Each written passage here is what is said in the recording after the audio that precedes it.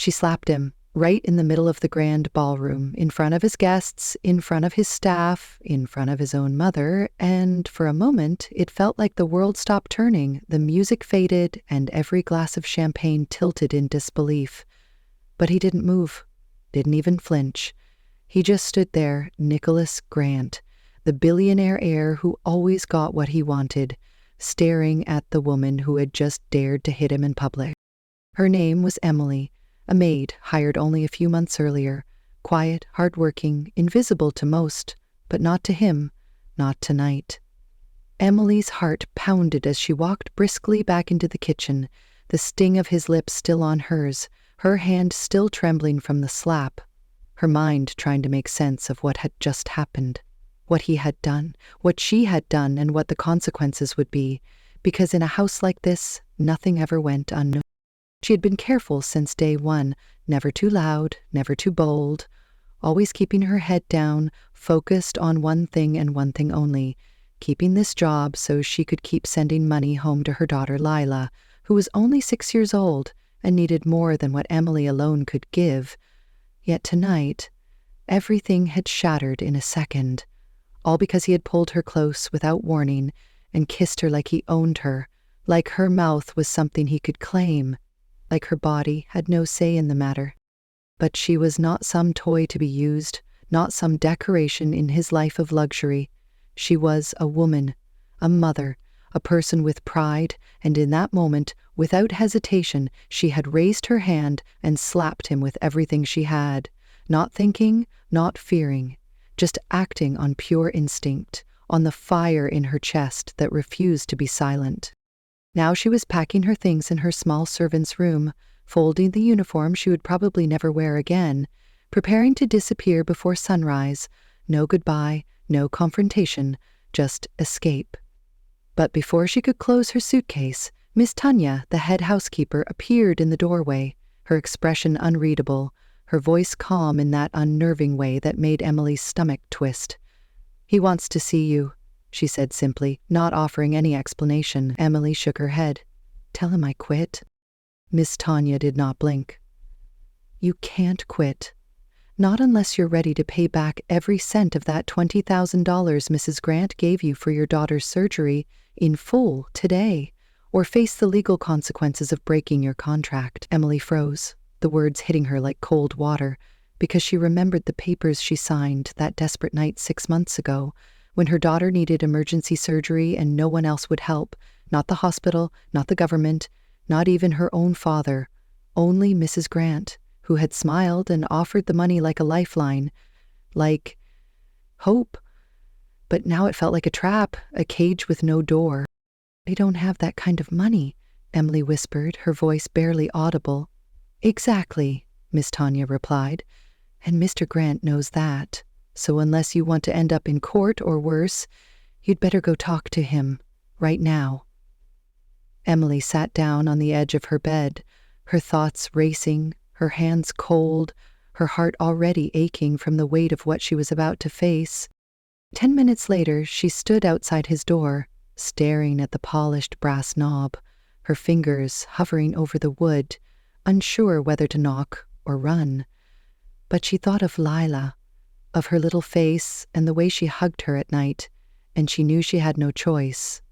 She knocked 3 times, firm and clear, and before the third knock even landed, the door opened. Nicholas stood there, calm, composed, as if nothing had happened, as if she hadn't just struck him in front of half the city's elite, as if her anger meant nothing, and, with a slight tilt of his head, he said the words that would change everything.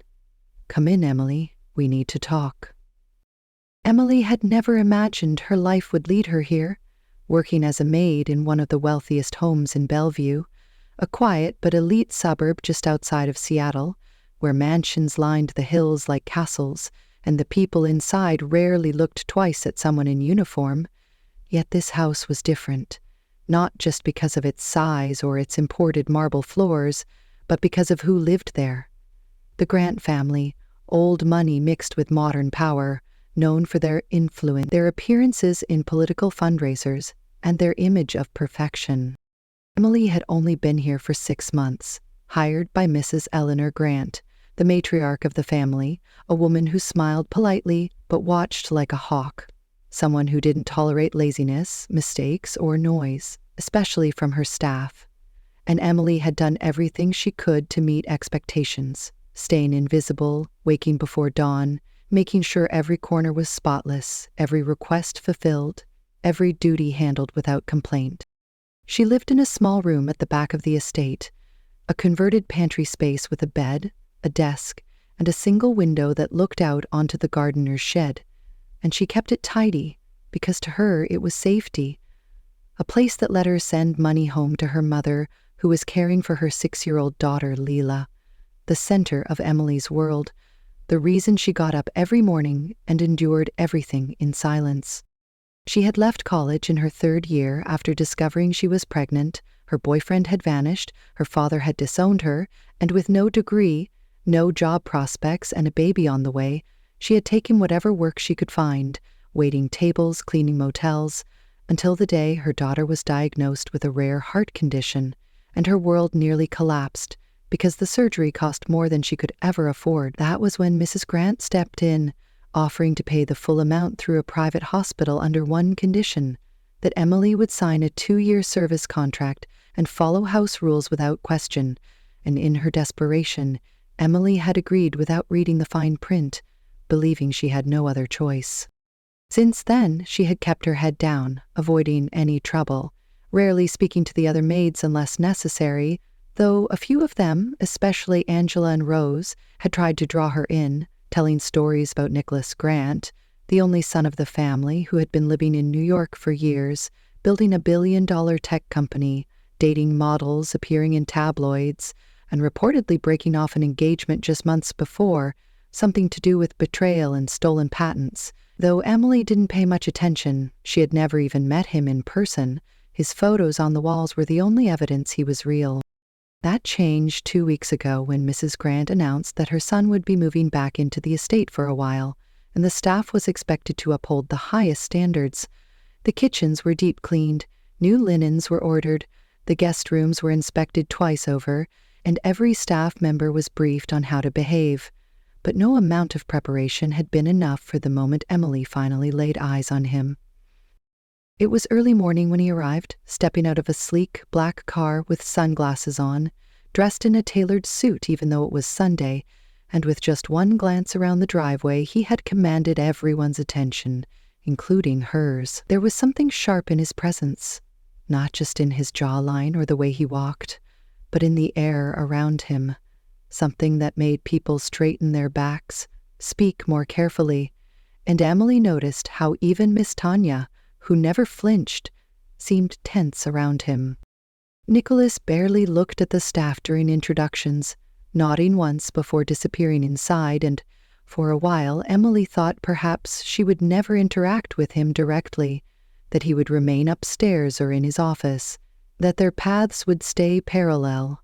But she was wrong. That evening, Miss Tanya told her that she had been assigned as his personal attendant, just for the week, because he had requested someone discreet, and somehow her name had come up, which confused her, since he hadn't even asked her name. Still, she had no grounds to refuse, so she took his meals to his suite, kept his space clean, ensured his laundry was done exactly as instructed, and avoided eye contact unless spoken to. Nicholas, for his part, was cold but polite, never raising his voice, never smiling either, always on his phone or laptop, hardly noticing when she entered or left. But there was one moment, just one, when she caught him looking at her reflection in the hallway mirror, eyes narrowed as if trying to place her face from somewhere else, and when their eyes met, he didn't look away. He held her gaze just long enough to make her stomach twist. From that point, something changed. Small things at first. He would ask her to stay longer when bringing coffee, request her opinion on what tie matched his shirt, or have her accompany him to the library with files, and although she responded professionally, Emily began to feel something strange stir inside her. Not attraction exactly, more like confusion, because he was the type of man who shouldn't even notice someone like her, yet he did, and that was what scared her most. It started with a misplaced tie, or at least that was how Emily chose to see it at first, because on a Tuesday morning when the rest of the house was still quiet, Nicholas called her into his room and gestured toward his wardrobe, his voice as calm as ever, asking her to help him pick the right color to match a presentation he had later that day. And although she found the request odd, she obeyed without questioning, pointing to a charcoal gray tie with a subtle silver pattern, thinking that was the end of it. But when he put it on and turned toward the mirror, he asked if she thought it made him look more authoritative or less, as if her opinion actually mattered. She didn't know how to respond, so she simply said it suited him well, which made him glance at her with an unreadable expression before nodding and saying nothing else. After that, the small requests became more frequent, never inappropriate, at least not on the surface, but strange enough to raise questions in her mind. Questions she didn't want to answer. One afternoon, he asked her to sit while he went over notes for a speech, reading sections aloud and asking for feedback, as though she were a colleague, not a maid. And when she hesitated, he assured her that he valued honesty over flattery, so she listened and gave her thoughts, keeping her thoughts respectful and neutral, and he actually thanked her afterward, his voice softer than usual. Still, Emily tried not to read too much into it, because she had seen this kind of story before, or at least heard of it from other staff. Stories about powerful men who played with the help like they were toys. But Nicholas never crossed any obvious line, not yet, and that made everything more confusing. Then came the evening that changed everything.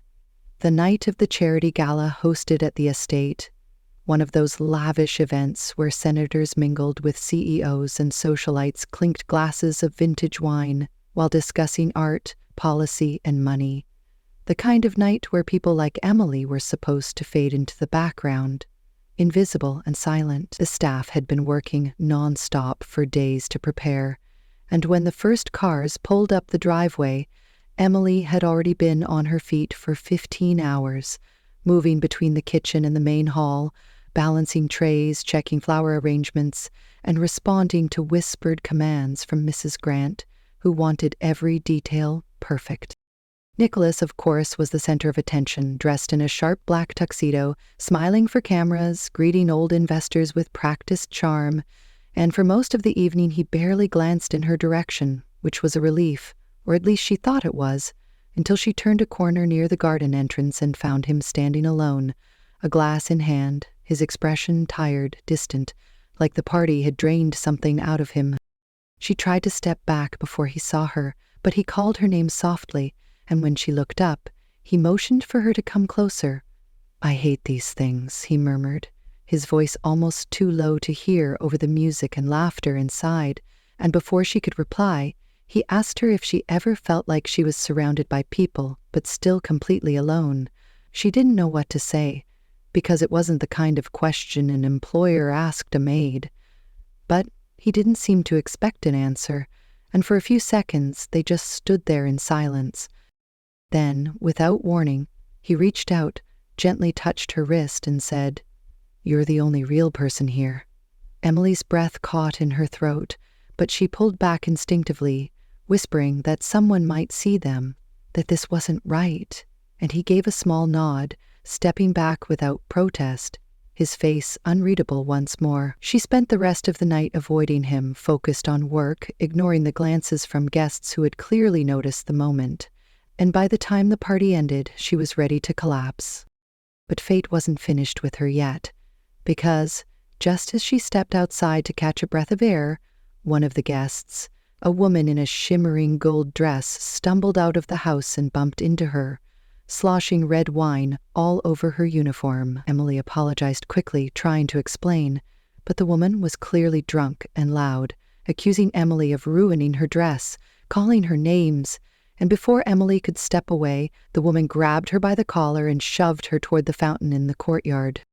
A few people gasped, but no one moved, and just as Emily lost her balance, a strong arm caught her from behind, pulling her upright, steadying her, and when she looked up, she found Nicholas staring at the guest with a glare cold enough to freeze stone. "Let go of her," he said simply, and though the woman tried to protest, he didn't let go of Emily's waist. Didn't even move, just kept holding her like she mattered. The woman scowled and stormed off, and Nicholas finally released her, his voice lower this time as he asked if she was okay. Emily stepped back, nodded quickly, then said thank you in a whisper, trying to escape before more eyes turned their way. But he reached out again, and this time, he didn't ask. He kissed her. Right there in the courtyard, under the string lights and the gaze of more than one stunned guest, he leaned in and kissed her, not roughly, not forcefully, but with the kind of certainty that said he had been thinking about this for longer than he wanted to admit, and before she could stop herself, her hand rose and slapped him across the face. The sound echoed like a gunshot, and for a split second, the entire world seemed to go quiet. She didn't wait to see his reaction, didn't care how many people had witnessed it. She turned and walked away with her head held high, trembling inside but refusing to show it, knowing that everything had just changed, and there was no taking it back. That night, alone in her room, she sat on the bed, replaying the moment again and again, trying to understand what he was thinking, what she was feeling, and how something so wrong could also feel so confusingly right. She reminded herself that she needed this job, that she couldn't afford to lose it, that no man, especially one like him, could ever become part of her world, and yet her hand still tingled from where it had struck his face, and her lips still burned from where his had touched hers. Emily didn't sleep that night. She lay in bed staring at the ceiling as the faint glow of dawn slowly crept across the walls, her thoughts spiraling out of control as the weight of what had happened at the gala began to settle into something heavier, something she couldn't ignore or explain away, not with logic and not with denial. The kiss hadn't been a mistake, not on his part and not on hers either, because for one brief moment she had allowed it, not because she was weak or confused, but because she had felt something, a warmth that contradicted everything she knew about power and control, a flicker of something more than desire, something dangerously close to affection. And that was what scared her most. When morning came, she expected to be summoned immediately, expected Mrs. Grant to demand her resignation, to accuse her of seduction or manipulation, to be thrown out of the estate with nothing more than her suitcase and shame. Yet the house was strangely silent. No accusations, no consequences, just quiet, as though the night before had never happened. Though Emily knew better, she knew silence could be more dangerous than noise. Around noon, Miss Tanya found her in the laundry room and handed her a folded note without saying a word, her face carefully neutral as always, and when Emily opened it, her hands trembled slightly. It was from Nicholas. A single line, written in sharp, deliberate strokes. "Meet me in the study at 5. She folded the note back slowly and slipped it into her apron pocket, her heart already racing even though hours remained, trying to convince herself that it meant nothing, that maybe he wanted to apologize or discuss how to avoid a scandal. Maybe he wanted to explain himself or promise it wouldn't happen again, but deep down, she sensed that none of those reasons were true. When the hour finally arrived, she knocked softly on the door to the study and heard his voice call her in, his tone calm but firm, and she entered slowly, half expecting him to be angry, defensive, maybe even smug. But he looked tired instead, his sleeves rolled up, the top buttons of his shirt undone, his usual armor of perfection cracked just enough for her to see the man beneath. He gestured for her to sit, and when she did, he studied her for a moment before speaking, his voice lower than usual, quieter, almost careful. "I need to explain something," he began, and Emily said nothing, letting him speak. He told her that what happened at the gala wasn't planned, that he hadn't intended to cross a line or make her uncomfortable, that he respected her more than she realized, and that the truth was, he had noticed her long before that night, not just as a staff member, but as a person, someone who carried herself with dignity, no matter how hard the work or how difficult the day. Someone who moved through the world like she expected nothing and still gave everything. Emily listened, unsure of what to say, her heart battling her mind. And then he added something that made her freeze. "I know about your daughter," he said quietly, and Emily's breath caught, her eyes narrowing. "How?" she asked, her voice barely audible. He looked down for a moment, then met her gaze. "My mother keeps records of all employees, medical histories, financial support, emergency contacts. She knew about Lila from the start, and so did I." Emily stood abruptly, her fists clenched. "You had no right to dig into my life like that." He nodded. "I agree. But I didn't dig. The information was already there. I just read it, and I kept reading it, again and again until I couldn't stop thinking about you."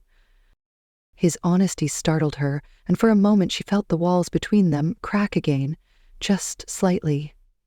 "I don't need your pity," she said coldly, and he shook his head. "It's not pity, Emily. It's something else, something I don't know how to name yet." She turned to leave, her hand on the door, but before she could open it, he said something that stopped her cold. "My mother paid for Leela's surgery, right?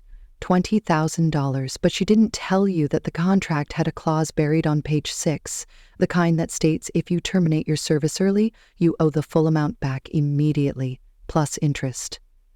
Emily turned slowly, her face pale. "I didn't see that," she whispered. Nicholas stood, walking toward her, his voice steady. "You didn't see it because she made sure you wouldn't. She gave you a printed copy, not the digital one, and left out the last page when she handed you the document to sign. I only found out yesterday. I confronted her about it." Emily's knees weakened, and she had to grip the chair behind her for support. "That means if I quit, I go to court. Or worse, jail," Nicholas said softly. "That's why I wanted to talk to you before anyone else got involved." Emily's chest rose and fell with shallow breaths, the pressure inside her mounting. "What do you want from me?" she asked finally, her voice breaking. He paused, his next words chosen carefully. "I want to offer you something that sounds ridiculous on the surface, but it's the only way I can help you without violating the contract or involving my mother." She stared at him in disbelief. "What is it?" He stepped closer. "Become my personal assistant, officially, just for me. You'll move out of the servants' quarters. Your workload will be lighter, you'll be paid better, and for every day you stay, every task you complete, every moment you spend with me willingly, I'll deduct a portion of your debt." She frowned. "That sounds like indentured service." He nodded slowly. "Maybe it is. But I swear to you, I won't touch you again unless you want me to. I won't kiss you unless you ask. I need you here." She studied him, trying to find the lie, but all she saw was a man offering something raw and imperfect, a strange kind of honesty wrapped in arrogance, yet grounded in something real. "And if I say no?" she asked. "Then I'll pay off the debt myself, quietly, anonymously, and send you on your way with enough money to start over, but I hope you won't go." Emily didn't answer, not then. She just walked out of the room and returned to her tiny quarters, her mind spinning with questions and possibilities, none of them easy. That night, she called her mother and listened to Lila's voice over the phone, her daughter's laughter reminding her why she had endured so much for so long. And when the call ended, she sat by the window for hours, thinking of the kiss, the slap, the offer, the debt, and the truth. The undeniable truth that her life had already been entangled with Nicholas Grant, long before either of them realized it. And now, no matter which choice she made, nothing would ever be the same again. Millie accepted the offer, not because she trusted Nicholas completely, and certainly not because she wanted to be close to him again, but because the reality of her debt and the fragility of her daughter's future left her no other option. So the next day, she moved into a different wing of the house, one used for family guests rather than live-in staff. And from that moment on, everything changed. Her new room was quiet and spacious, with a private bathroom and a window that looked out onto the garden instead of a concrete wall. Her uniform was replaced by simple but elegant attire provided by a wardrobe that had already been stocked, and her duties now involved keeping track of Nicholas's calendar, organizing his documents, preparing light meals when he worked late, and occasionally listening as he read drafts of speeches or discussed ideas he didn't seem comfortable sharing with anyone else. In the first few days he kept his promise. He never touched her, never even stood too close unless necessary, and while his eyes still followed her in quiet moments, there was restraint in his posture, like a man learning to tame a part of himself he didn't fully understand. Emily tried to do the same, reminding herself constantly that this was a job, that she was here to erase her debt, not to let her guard down. But something about the way he treated her, the way he lowered his voice when speaking to her, or the way he listened when she spoke, made it harder and harder to keep those lines sharp. One evening, after a long day of meetings, Nicholas returned home visibly drained, loosened his tie, sat in the living room and simply said her name, with a quiet exhaustion that startled her, not because it was loud, but because it was soft and real and human. She brought him tea without a word, and he looked at her with a kind of gentleness that she hadn't expected from a man like him. Then, after a long pause, he said something that broke her composure. "I envy you," he said, and when she asked why, he answered without hesitation, "Because you love someone more than yourself. Because everything you do is for your daughter. Because you know what it means to give without expecting anything back." Emily stood there, frozen for a moment, then looked away, unsure what to say. But he didn't press further. He just leaned back and closed his eyes. The conversation left unfinished, but heavy with meaning. Over the next few weeks, they began to fall into a rhythm, not exactly comfortable, but not cold either. He took her advice on things that mattered to him. She managed his schedule with growing ease, and occasionally they would share meals when neither had the energy to eat alone, though she always kept a careful distance, afraid of what might happen if she let herself feel more than she should. The shift came subtly. On a Sunday afternoon when Nicholas insisted on driving her to her mother's house so she could visit Lila without taking a crowded bus, she refused at first.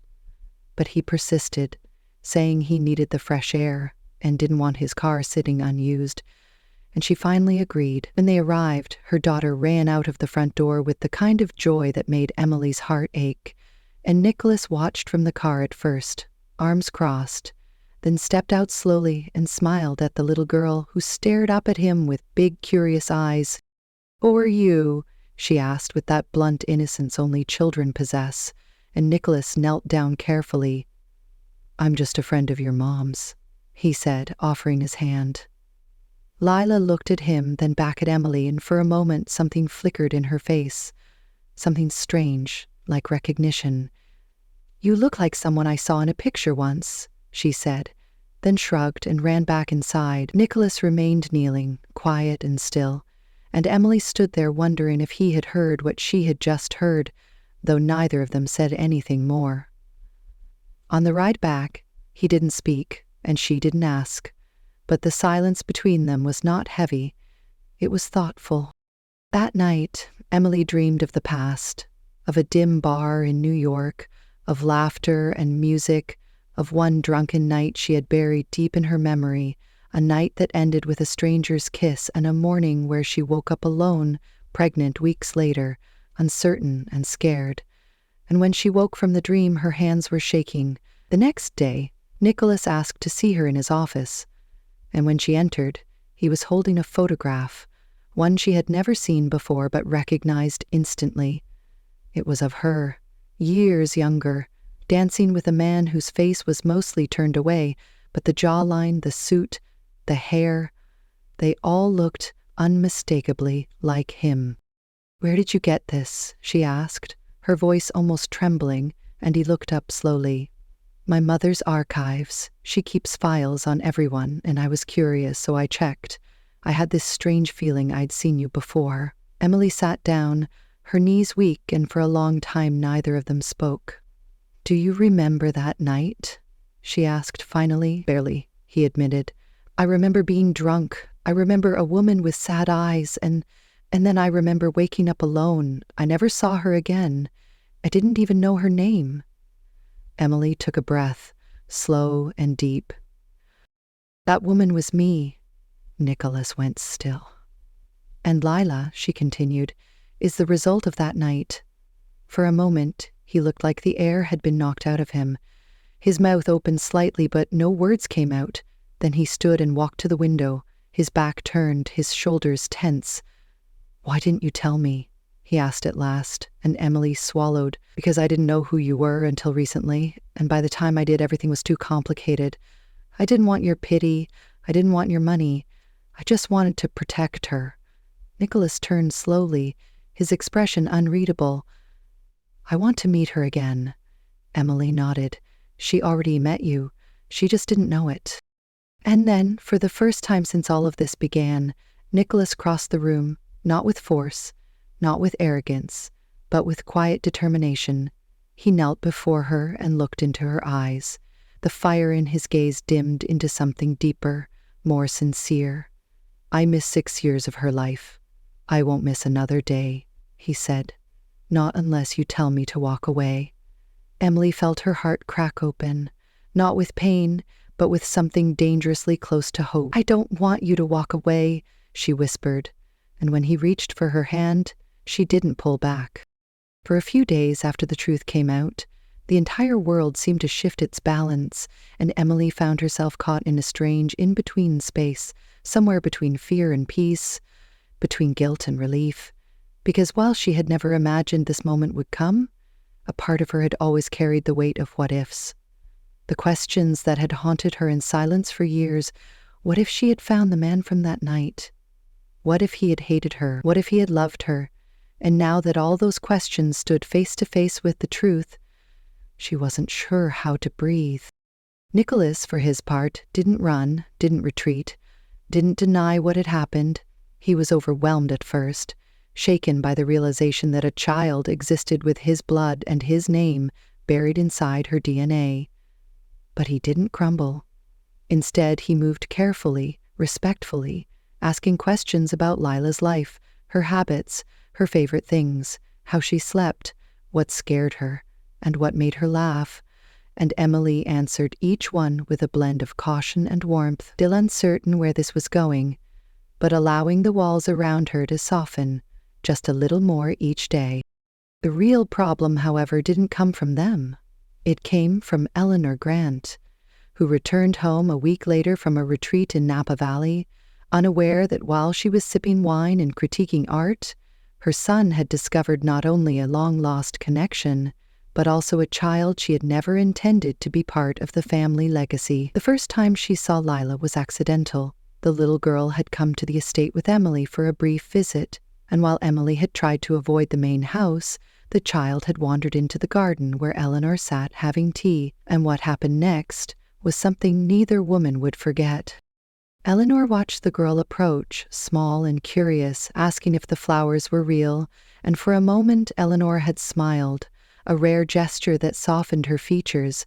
But when Emily appeared moments later, breathless and nervous, and called the child's name, the expression on Eleanor's face changed instantly.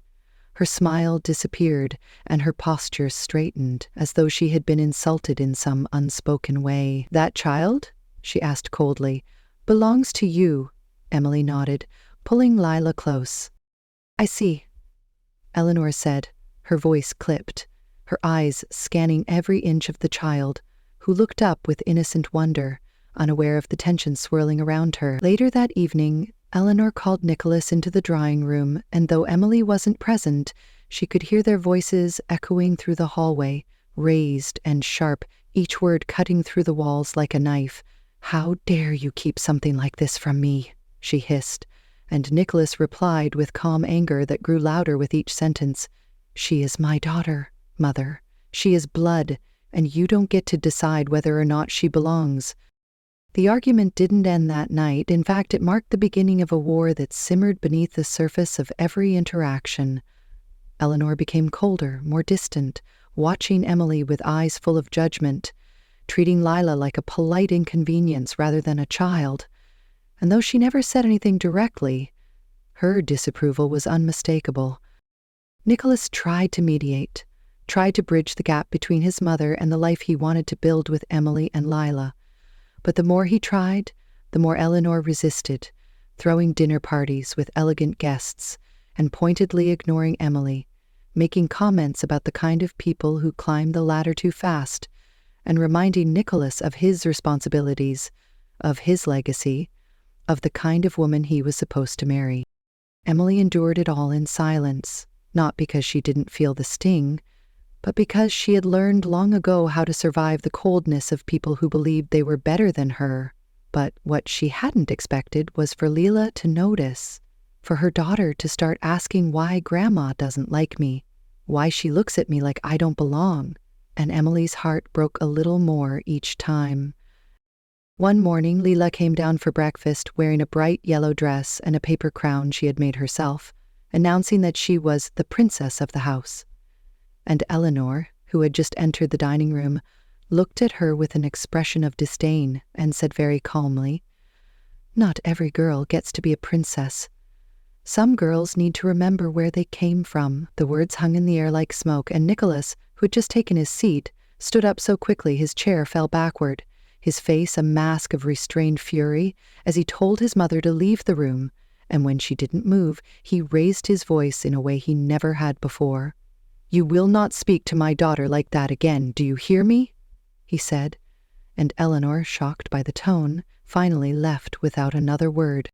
That night, Emily found Nicholas sitting alone in the study, his head in his hands, and when she entered, he looked up with tired eyes and whispered, "I don't know how to protect you both from her. I thought I could, but maybe I was wrong." Emily crossed the room, sat beside him, and for the first time since the chaos began, she reached out and took his hand without hesitation. "You're not wrong," she said softly. "You just need time, and so do we." Days turned into weeks, and although the tension didn't vanish, something began to shift, slowly, painfully, because Nicholas didn't give up. He spent time with Lila, taught her how to ride a bike on the estate grounds, brought her books and puzzles, read to her every night when she stayed over. And each time Eleanor saw them together, her disapproval flickered with something else, something unsure and uncomfortable, as if part of her didn't know how to fight what she was seeing. One afternoon, while Lila was coloring in the sunroom, Eleanor entered without warning and sat down across from her, the silence thick and awkward until Lila looked up and asked if she wanted to try drawing too, and without knowing why, Eleanor picked up a pencil and began to sketch, clumsily at first, then with more focus, and Emily, who had been watching quietly from the hallway, felt something tremble inside her, something that looked a little like hope. But nothing was ever that simple, and the final twist came unexpectedly. On the morning, Eleanor summoned Emily for a private meeting at the garden terrace, her voice formal, her expression unreadable. When Emily arrived, she was met not with anger, but with a stack of documents neatly placed on the table.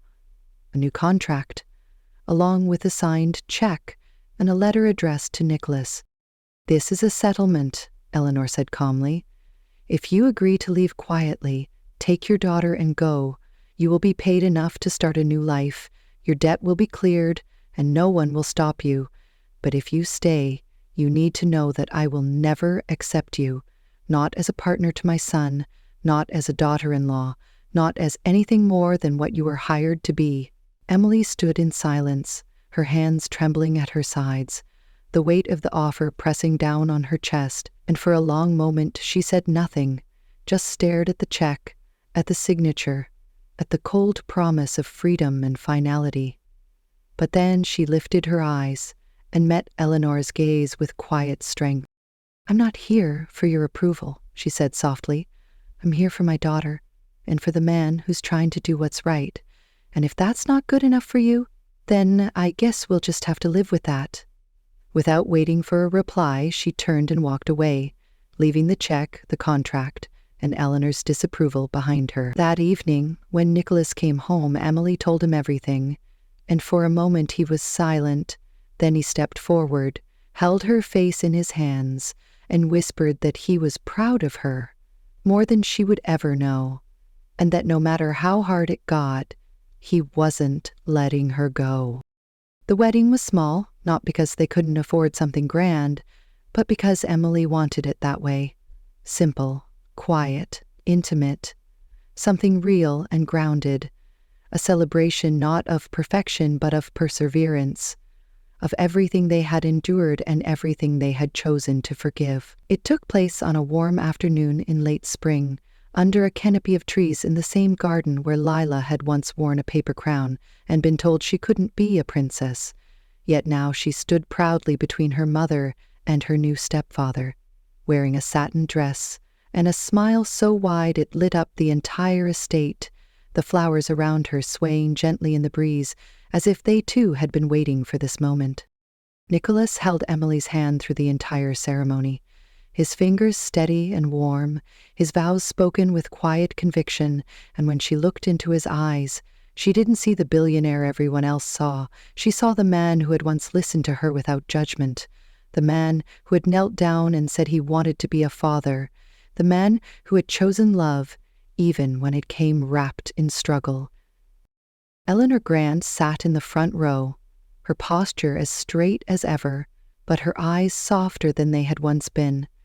And though she didn't say much that day, she stood when the couple exchanged rings. And afterward she handed Lila a delicate necklace with a sapphire pendant that had belonged to her own mother, saying quietly that it was time for something new to begin. After the ceremony, there were no long speeches or lavish performances, only laughter and quiet conversations, the clinking of glasses filled with lemonade, and the sound of children running barefoot on the grass. And when the sun began to set, casting gold over everything it touched, Nicholas pulled Emily aside, away from the guests, and asked her a question he had been holding for weeks. "Do you regret it? Any of it?" he asked, and she looked at him for a long moment before answering, her voice gentle but clear. "I don't regret the pain, because it taught me what mattered. I don't regret the silence, because it taught me to listen. I don't regret the nights I cried alone, because they brought me here. And I certainly don't regret falling in love with someone I never planned to love, because it made me believe that even broken things can still be beautiful." He kissed her then, not with urgency, not with the desperation of a man who feared losing her, but with the steady tenderness of someone who knew he had finally found home. And in that kiss was a promise, not just for her, but for Lila, for the life they would build together, not perfect, but honest, not easy, but worth every step. That night, after everyone had gone, Emily sat at the edge of their bed, brushing Lila's hair as the little girl yawned sleepily, her crown now resting on the nightstand, and she whispered a quiet prayer of gratitude, not for money or status or security, but for courage, for second chances, and for the kind of love that grows slowly, patiently, like a garden in spring. She looked over at Nicholas, who had fallen asleep with a book still in his hand, and she smiled to herself, realizing that sometimes the life you think you don't deserve is exactly the one you were meant to find, because in the end, love isn't about grand gestures or perfect beginnings. It's about showing up again and again, even after the world has broken you, and choosing to stay.